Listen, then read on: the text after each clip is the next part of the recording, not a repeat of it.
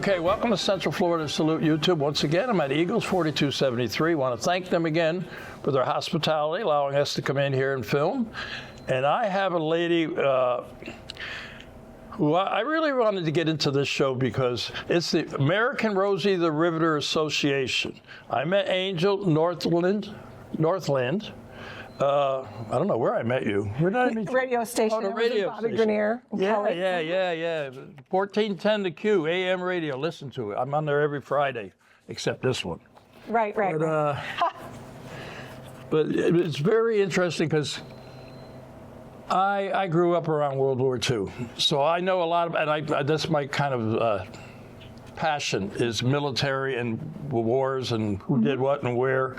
And I know about what women did, not just in this country, because I've traveled to Europe and I heard about similar, and they would even be up on the churches pushing the bombs off the roofs. I mean, it's amazing what women have done for this country. In the military and supporting the military, and that's what you are. So why don't you tell us a little bit about Rosie the Riveter Association? Well, I'm a snowbird, so I come down here 3 months out of the year. You got time to finish the show? I do. No, you saw my litany of activities, but I'm not flying back soon. Oh. And I am part of the American Rosie Riveter Association, and I'm part of the Cheboygan and Emmet County chapter. So we have chapters all over the states and other countries. And Frances Carter in 1998 started this. She was a Rosie and an educator, and she wanted to keep this going. So she put together a group of women to start this and got some bylaws. And just like every other group, you get chapters started. And our whole goal is to preserve World War II women's history, one story at a time. And we do programs for schools, we do programs for churches and groups and Eagles and Habitat for Humanity groups. We do lots of different programs to help gain those stories. And then when we find a person worthy of interviewing, we go to their house, we write down their story, and then we put them into a book and we sell them on our website, rosietheriveter.net, and we keep their history alive. So we're collecting World War II stories of women who did, just like you talked about, they did everything from bomb making to making rations to sewing uniforms, doing it all so that the men were released to go fight the war. Yeah, and it's funny, you were talking about Rosie the Riveter and riveting. Do you know the story about what is it? Somebody, Kilroy was here. Oh yeah. Do you know that story? I do. What do you know about it? Tell me about it. I know my girl story. Yours is a guy story. Tell me yours, and I'll tell you about the Rosie that wrote and all the different things. From what I understand, Kilroy was here.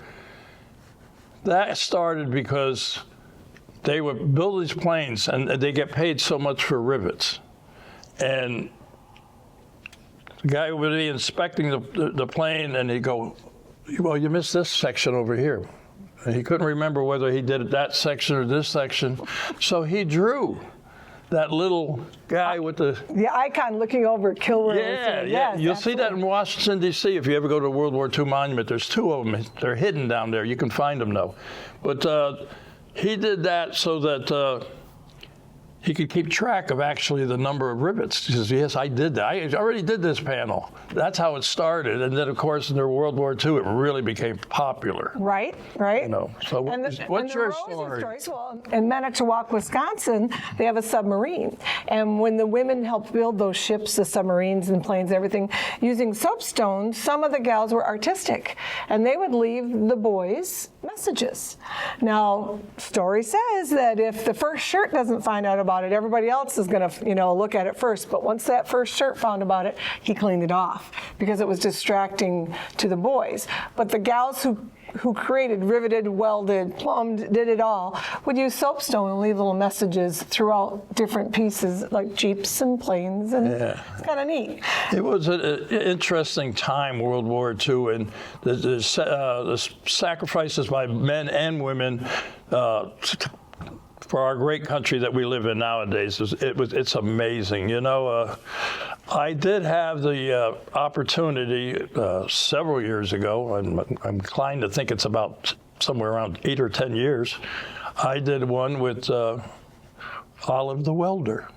Ooh. Yeah, so Very Olive nice. the Welder, which you would classify as a Rosie the Riveter association. Absolutely. Because you don't just have to do rivets, you got to do Correct. what, right? And that's true.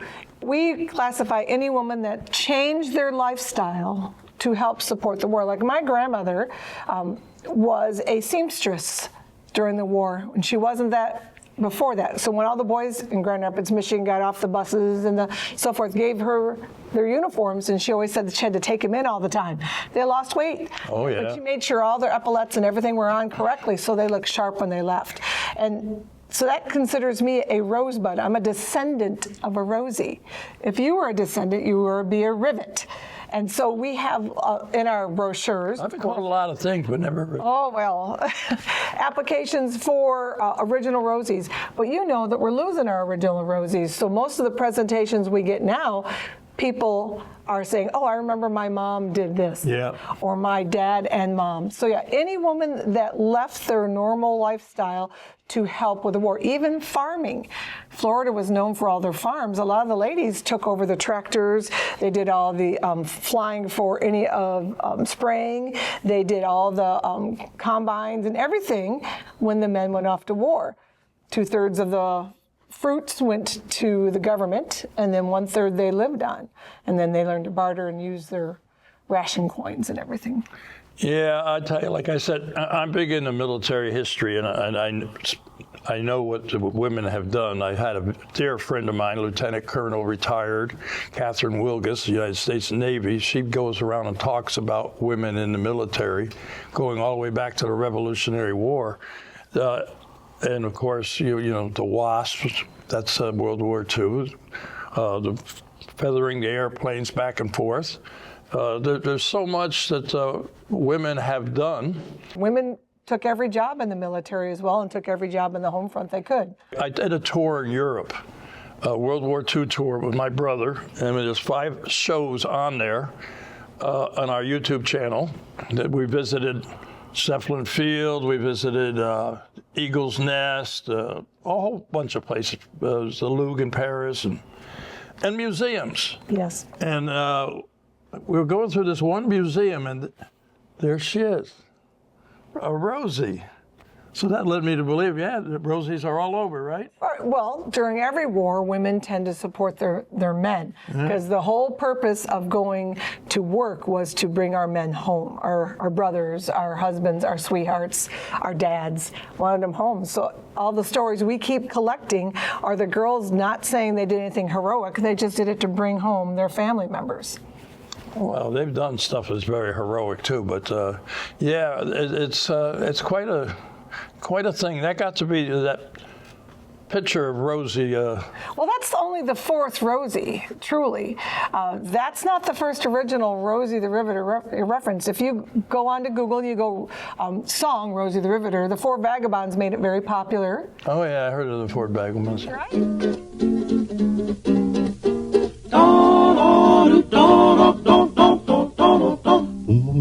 All the day long, whether rain or shine, she's a part of the assembly line. She's making history, working for victory. Rosie the Riveter keeps a sharp lookout for sabotage, sitting up there on the fuselage. That little frail can do more than a male can do. Rosie the Riveter. Rosie's got a boyfriend, Charlie. Charlie, he's a Marine. Rosie is protecting Charlie, working overtime on the riveting machine.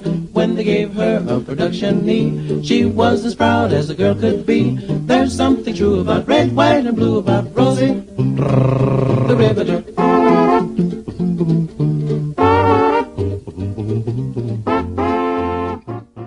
And then if you go to Norman Rockwell, he has got 2 Rosies, one that was in May and one that was in September. The May one looks like Arnold Schwarzenegger's sister, you know, and she's got the riveting gun and huge. It has all this symbolism.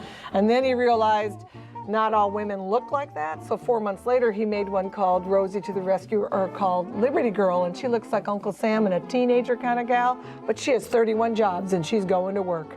And then this one was done by J. Howard Miller, based on what was all going on. So this was just one of 41 posters in the Westinghouse factory. It was not a national icon until it was brought back in the 70s as a pop icon of women's power. Yeah, it's amazing. World War II. I imagine World War I too, but I can relate more to World War II. All the sacrifices it meant. When I moved from New York to Connecticut, and there was a place called the War Memorial. It's a building in Danbury, and that was built with people bringing in aluminum cans. Oh yeah. You know. And the war effort, like I did a thing on an airplane, a B-17, the floor is wood, because the metal was so precious back then. And I have a picture, I should have brought it with me, but the 5,000th B-17 that was built, and all the people that were there, and majority are ladies. Correct. You know, Correct. and yeah. There's a lot of stories of all factories switching over, like the Gibson guitar factory switched over to making parts for planes, and so did the Louisville Sluggers. Didn't make bats anymore, they made guns. Harley Davidson Yeah. did too. So there's a lot of stories that we can glean from. And World War II, again, is in the history books, and we're losing those who actually were a part of it. So now we're having to remind people of what happened and their great sacrifices that they did.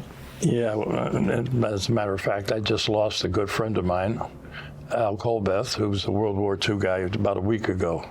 And a lot of the shows I have, you'll see World War II, and this is what we want to do. We want to preserve history.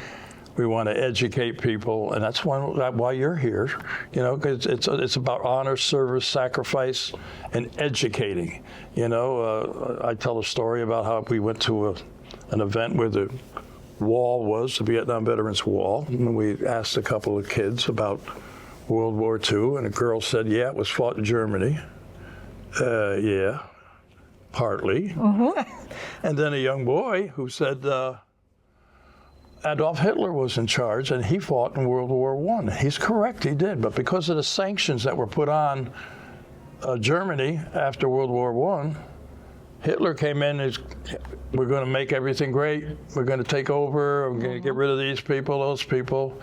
And he says, and I don't think he was a bad guy. And my eyeballs went out, almost popped out of my head, because I did another show with a guy called Gene Klein, who was a Holocaust survivor. Right. So, you know, if you do your education, find out about Rosie the Riveters and all these other things. It's amazing. There's so much history that we're not putting out there, but we should put it out there. And Florida has a lot of that. You know, just talked about Sumter. Like Sumter, that was a POW camp. And so it was a training Sumter camp. College, yeah. Yep. It was a training camp, and then it turned POW. And a lot of those POWs fell in love with Florida gals, and they came back to help rebuild and help, you know, our orange groves and things like that. They were eating much better here. Oh, yes, they were. Yes, they were. Yeah. And Also, they train pilots here too. at the right. airport. Oh, they did. And there's sites and air traffic controllers and a lot of things.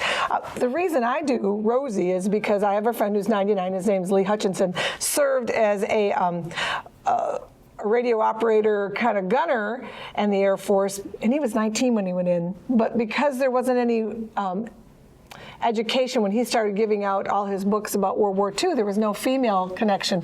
So I was part of a history group, and I was asked, could you do something for women? Because normally it's Little House on the Prairie and the gals back then, and one-room schoolhouse, things like that.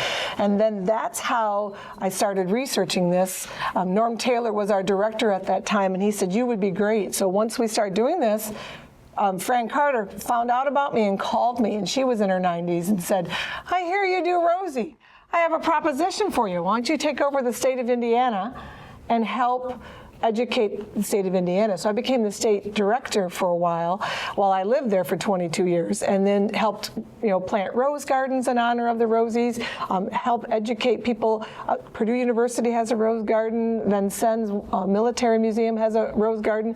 So do a lot of them in Michigan now, because there's chapters. So if you have an active chapter, you'll probably have rose gardens, and you'll have people willing to go to schools and to groups to talk about just that, history. Speaking of active chapters, Yes. how many do you have? And I understand you'll have one in Florida. Is that correct? Well, Lois, it's Dr. Lois Bolin, and she's in Naples, Florida. She's our state director here in Florida, and that's the only person on record that we have there. I'm just an import from Michigan who comes down and offered my ability to help further north than her, and so that was great. So I'm I guess an honorary Floridian chapter member, but there are chapters in at least 14 different states, and each state might have 1 to 5 chapters. And then on rosietheriveter.net you can check out the chapters for your state. Okay, well, we got the word out on that, but there's one other topic I want to talk about. Rosie the Riveter Congressional Gold Medal. Now, it took a long time to get that. The same kind of thing happened with the WASP, with Yes. the Air Force Service Fund. Yes. This is a congressional medal that Congress Right. gives out, but only if you do something spectacular for the country. Correct. Well, like anything else, we'll go back to actually National Rosie Riveter Day that started in 2017 on March 21st, which is May Cryer's birthday, who was one of our spokespeople in her 90s, who's a Rosie. And May Cryer made all the face masks during COVID, and so she was on the national news talking about everything. But through all that, a lot of us Rosies were writing our congressmen and our state people and trying to get in the forefront about Rosie the Riveter. And then there was a flood of amazing, talented artists that made coin designs. And then by April 10th, 2024, it actually came into play that we were given the Congressional Gold Medal of Honor, which is nothing to do military-wise. It is a civilian award given to a group of people or a person that does outstanding valor to go along with your stuff and steps forward. So it was a long time coming. Yeah, same thing with the Lady Wasp. Yes, it yes, was a it long was. time coming because And they had to get their military benefits. I mean, they weren't even identified for the longest time. yeah, that's true. The guy, we are under a 501c. As are we. Anybody who donates to us has to go through the Florida Art and Media Center.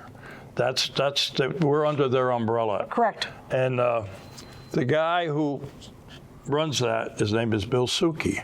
Bill Suki is an Emmy Award-winning producer and director who did the documentary Lady Wasp.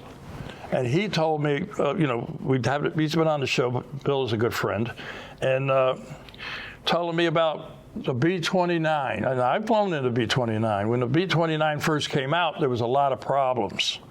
There was a magnesium crankshaft, and it would tend to catch fire. So a lot of the pilots said that we don't want nothing to do with this. Sure. So they changed it, and they still were like, well, he tells a story about, hey guys, get all the pilots, come on over here. We're gonna show you. We fixed the plane. It's coming in. Check it out. So the plane comes in and it lands. All-woman crew get off. Yes. And the guy says, well, if they can do it, I guess we can do it. Oh, absolutely. Well, again, a lot of times women got the chance to do some things because men may not have been available to do it at that time. There's the new movie out, the 6888, that's out about the mail call Army Air Corps group that went to take care of the mail. There's, A League of Their Own talking about the women baseball players that took over for that. There's lots of books out there that all the way from children's books on up about stories from that. You talked about the American Rosie Riveter Association. Fran Carter and her daughter actually wrote this one, and every library I speak at, ours for Rosie, wherever it's at, that's to keep it going. So if we teach young people. What is that, a coloring book like? No, it's a children's book that I will read to the library. I'm at Leesburg Library on the 20th. But we talk a little bit about, it just goes through the alphabet about all the different jobs that Rosies have done. Oh, that's interesting. So, but again. This for me? No, I'll let you borrow it. You were supposed to bring me that picture. I know, I got. That's right. Hey, so you know what? I be. can email you the picture because I have it on my email. I can give you the book. Okay. But what happens is that I knew I'd get it, folks. the one way that you're doing is you're getting the word out there about history, and there's so much history. The men and women after World War II were told not to talk about it. They were told to go home, marry your sweetheart, have a few children, rebuild our country. And I didn't learn about my father-in-law being in the military as a minesweeper until he was in his 80s, because then he felt it was okay to talk about it. Because we all know, loose lips sink ships. That was a World War II one too. Right, Yeah. and so every time people were told not to talk about it. So there's people in Florida listening to this, probably. All over the world listening to this. Oh my gosh, we're worldwide. Yeah. And what would happen is that they'll say, well, my grandmother, I found this notebook, I found this, and they realize that they were a Rosie the Riveter, or their parents were in the military. Like my grandparents on my dad's side, my stepfather's side, actually did ham radio and helped with marine watching in the Great Lakes that I never even knew about. So it's kind of those things you learn after someone. Well, you can learn a lot if you start watching Central Florida Salute YouTube. Yes, you can. Because I have a lot of, I have one lady who was 101, she's with the Lord now, but she came out and talked about how she would fly around looking for submarines during World War II. And the sacrifices men and women made is amazing. But when you mentioned about not talking about, there's some people who will not talk. And I've been blessed that I've talked with people who said, I've never said that to anybody else before. Absolutely. They feel, but you know what, you need to know. I mean, history needs to be taught. Rosie the Riveters need to be taught. The people who've made this great country what it is, that's 688. That is a fantastic movie. Wonderful movie. And there's several. I mean, like I said, all over the world there's stories. I mean, there's a book called Rose Under Fire about a pilot who actually crashes and becomes a POW that a lot of things aren't talked about. Red Cross workers that were not actually military, but they were Red Cross workers. They were the donut dollies. There's books about them. They were in the front line. And those were, young ladies who were easy on the eyes, right? They're between 21 and 29, had to be educated. And they couldn't fraternize with the boys, but they could, as soon as they got off the line, they gave them a donut, coffee, and some cigarettes, and they had a pad of paper. So if the boys were a little unnerved about what they just saw and experienced, they were the first psychologists on the scene to help process those young men. Yeah. There's stories about those, and we don't hear about them unless somebody shares them with us. That's correct. Or they watch it on your YouTube channel. Yeah, what channel would that be? I don't know. Is it Central Florida Salute? Yeah. That's what it is, yeah. But I mean, I do a little bit in Central Florida. I don't go further than about an hour drive from the Tavares area. I talk to school groups, women's groups, flight groups, history groups. I've been into land. So if somebody around here wants you to come visit, you give out a phone number, you have a website. Yes. How are they going to get a hold of you? Well, first they always go to rosiesriveter.net would be our national. If they want to get a hold of me personally, it's midwestrosie@gmail.com, or my number is 812-797-6000. I'm 3 months in Florida and 9 months in the wonderful state of Michigan, right like this. But I'm going to be at Leesburg on the 20th at 1 o'clock at their library speaking, so I'll be there.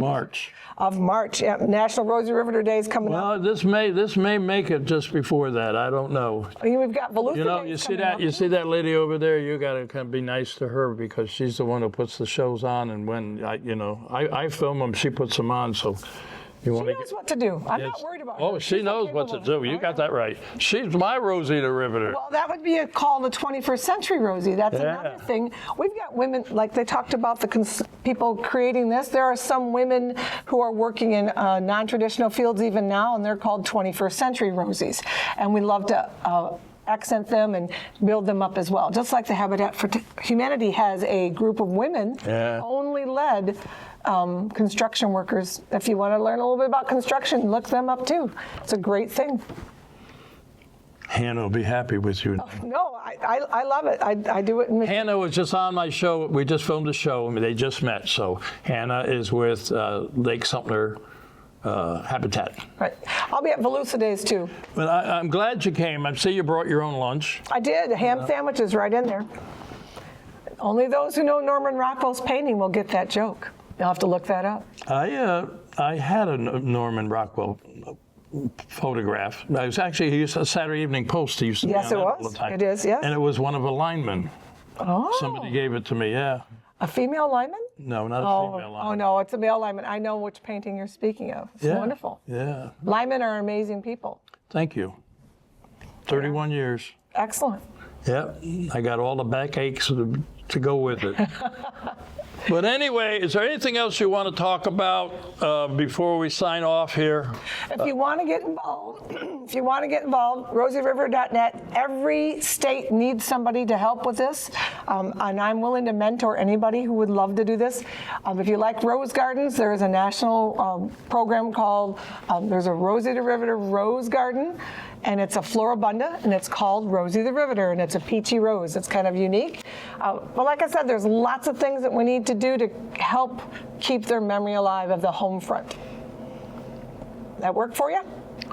Yep. Great. Yep. And well, I want to thank you for coming on because one of the things, like I said, we are about education and making sure that people get their dues. And women have done so much for this country, and we got to make sure we tell the truth. We help each other. That's right. Build a good partnership, right? Right. Right.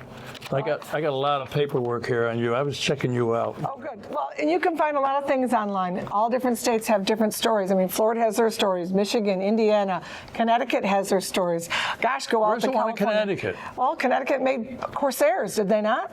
Planes? Yeah, sure. Yeah. Oh, yeah. Our former president of the... Corsair, yeah, that was very famous in World War II. Right, and so... Aircraft carriers, the wings go... Well, in Mackinac City, we have an icebreaker that the women built in Toledo, Ohio, and it's a maritime museum now. Yeah, tell us about that, because you mentioned that you and I did a radio show with a couple other guys, and you talked about that your headquarters. Do we have a picture of that icebreaker? I can get you one, yes. You got to get it to that young lady over there. We'll make sure we get you We get that on the show because you mentioned it on the radio, and I'm very interested in that. Well, it was built in '44 in Toledo, Ohio shipyard with women as support workers of doing the item, and now it sits in Mackinac City, retired after 62 years being on the water. 60-something, yeah. I think it's 62 years. And then we have museum space in there as Rosie the Riveters. They've given us a spot where we talk about women of the Mackinac, those who built her and those who served on her. So we have two sections. Wonderful with veterans. Oh, absolutely. I'm glad we got it because we mentioned it on the radio, and I've been wanting to see it. So yeah, I will send you an amazing picture of it. Oh, yeah, or I can watch it on Central Florida Salute YouTube. You could. And the other gal I work with is Linda Rogers. She lives in Cheboygan, Michigan, and I live in Mackinac City. And we both maintain our gardens, and we both volunteer on the ship every month to be able to have a Rosie to educate people when they come. So people can go there and go on the ship, right? Yes, absolutely. It's a tour. You just pay your ticket and get on there. Vets are free. I think. And where is the ship? Mackinac City, Michigan. It's an amazing tribute to the Coast Guard. It's an amazing tribute to women who built the ship and all the items. One of the best stories is one of our docents was there, a little gal, a lot shorter than I am, walks up and says, "You know why this ship's still afloat, Sonny? That's my well, that's my well, that's my well." And his jaw dropped and he said, "Oh my gosh, this is amazing." And she just grabbed his arm and took him on a tour that he never would have thought he'd have. Yeah. And it was wonderful. That's what these things are about. Our oldest gal we interviewed was 104 and a half, and she made sure we knew the half part. And then she's now 105, and her son sent me pictures of her shoveling. She's in the Petoskey area. Her name's Kate. Kate shovels. And I said she is 105 and shoveling because she says fresh air, good food, and hard work never hurt anybody. That's true. And that's where she goes. So that's kind of what you get a hold of us. If you want to get a hold of us, rosietheriveter.net. And if you want to shovel snow, oh no. Yeah, you can come up and shovel snow with us as well. Well, I think we're pretty much wrapped this up. Want to give out the website one more time before we go, and then we're going to say goodbye. And you know how we do it. I look at that camera. That's right, but give out the website. Oh, rosietheriveter.net. I'm from the Cheboygan and Emmet County chapter in Michigan. And we have one in Florida. And we do. Yes, we do. And then, okay, so I think we pretty much covered I it. think we have. Yeah, put your arm right here. And you're Oh, there. Yeah, that's it. That's the pose. Yeah, that's the pose. Oh no, well, she got the hand in there. Yeah, you gotta pull up your sleeve. I don't have a sleeve. Yes, you do. Oh. There you go. Show that gun. The gun. You have those guns? Yeah, There it you used go. to be a gun. That was just a retired weapon. Anyway, time to say goodbye. You know how we do it. So I'm going to look at that camera. To all our veterans out there, active military and their families, we salute you for all you do. Till next time.